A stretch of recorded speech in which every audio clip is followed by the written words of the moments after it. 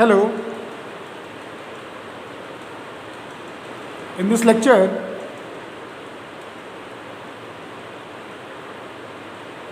I am going to discuss stereochemistry and its related isomers. So, this is a very important topic, and a very good understanding of basics here will let us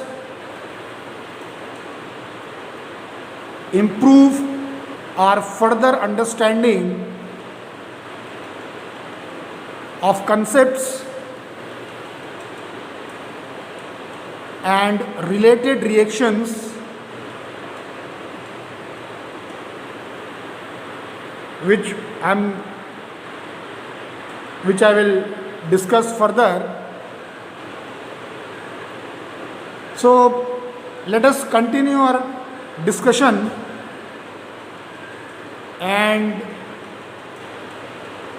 know what ultimately the stereochemistry is and what are the various related isomers are there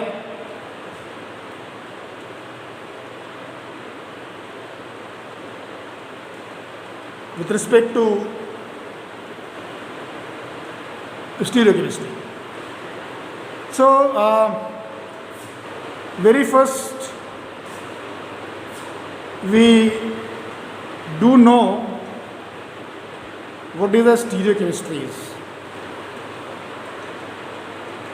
So, in a very simple words, or in a very concise manner, stereochemistry is nothing but a branch of science or a branch of chemistry which directly deals with the three-dimensional arrangement of atoms or groups within a molecule. So this is a stereochemistry. It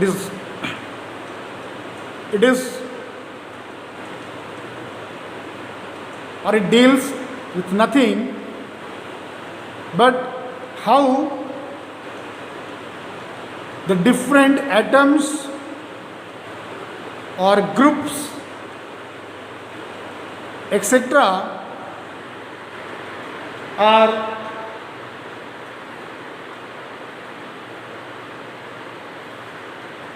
present in a molecule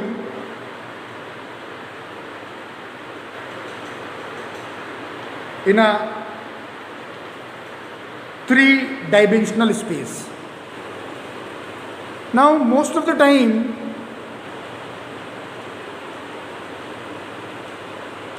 when we look into the structure of atoms or a molecule in our copy or in our books or even on the board, whiteboard or a blackboard or a green board, we usually see either or we won't see three-dimensional arrangement of atom. However, by using certain techniques or the dotted lines, we can represent the three-dimensional arrangement of atoms within a molecule. But in actual it is not so, or it is not possible to show all the dimensions of an atom in a board or in a copy or in a book. So we usually see either the one dimension or the two dimension structure, a related structure of the molecule. However, the three-dimension structure can be easily be visualized in the computer screen, where by dragging the molecule we can see its all dimensions. So I can give an example here how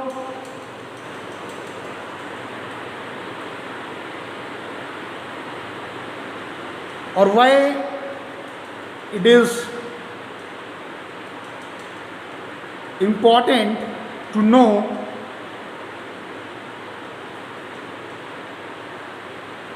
why we are studying the three-dimensional structure of various molecules, or why it is important to study the three-dimensional structure of a chemical compound or a molecule.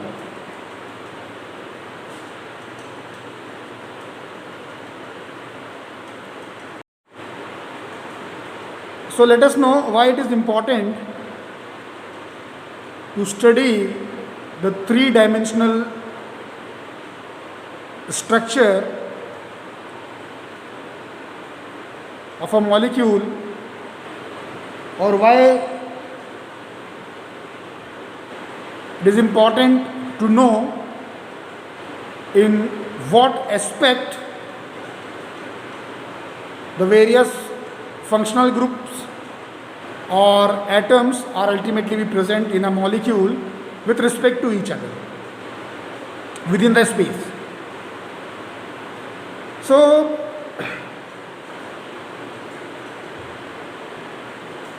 by studying the stereochemistry, we can able to know what is the orientation of atoms or a groups present in a molecule. So this ultimately let us know in which orientation the various atoms or groups are present in the molecule.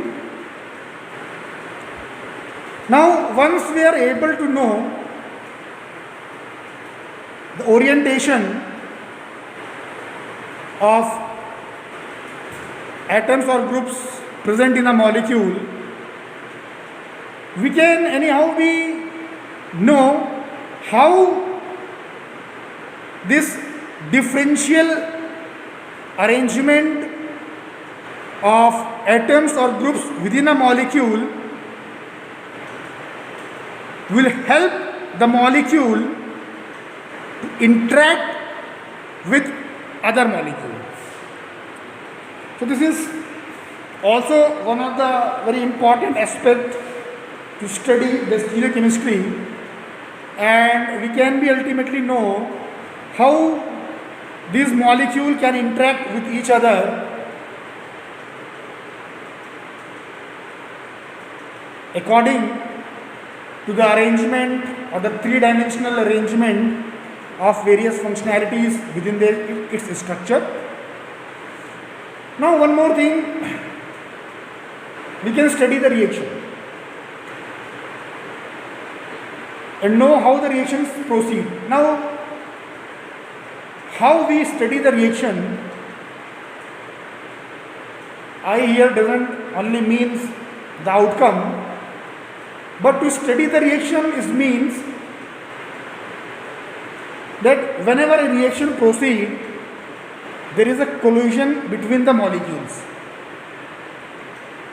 and this collision which is occurs is neither occur in a one-dimensional or in a two-dimensional space, but the molecule interact with other molecule, or the molecule interact with a particular reagent in a 3D space,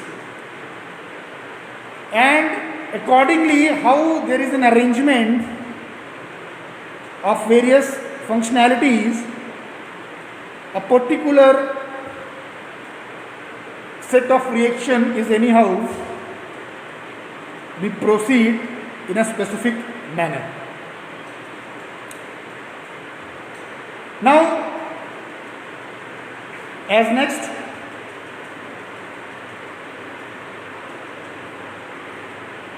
on the basis of stereochemistry, or on the basis how the molecule or why a particular molecule is active for its particular biological activity, or why on another hand a same molecule with similar group but different arrangement of atom is inactive, we can ultimately be study that particular outcome, that is the biological activity, with the help of stereochemistry. So this is an aspect how we can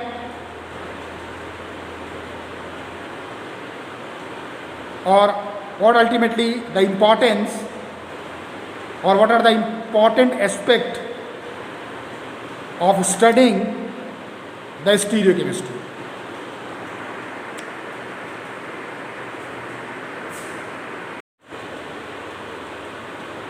Now the isomers which are related to the stereochemistry are known as stereoisomers.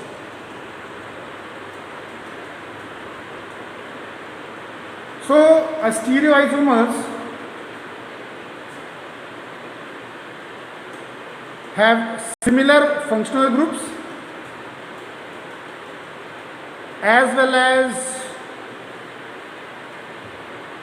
the bonding pattern, but as we discussed, they have different arrangement of atoms or group within a space, and due to such differential arrangement of various functionalities which are present in the molecule, they will ultimately leads to formation of a new class of isomers which are known as stereoisomers. So they have everything same.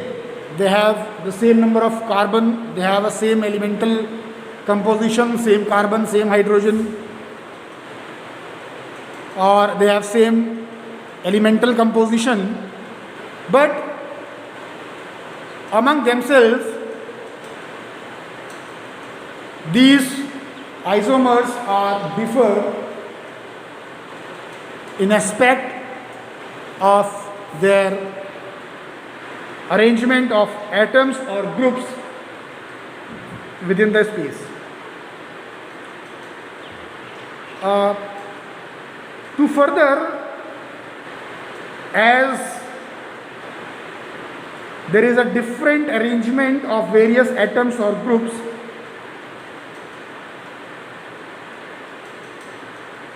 present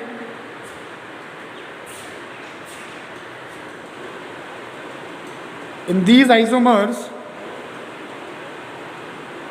because of which they do have different configuration among themselves. So we will also discuss how ultimately this be true.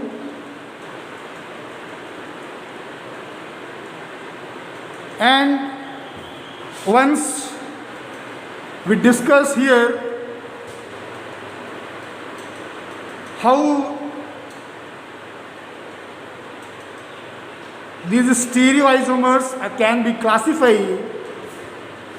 So it can be done, or the stereoisomers can be classified into two broad categories. As the one is the geometrical isomers, also known as the cis and trans isomers, and the another one is the optical isomers. So we discuss both these category in more elaborated form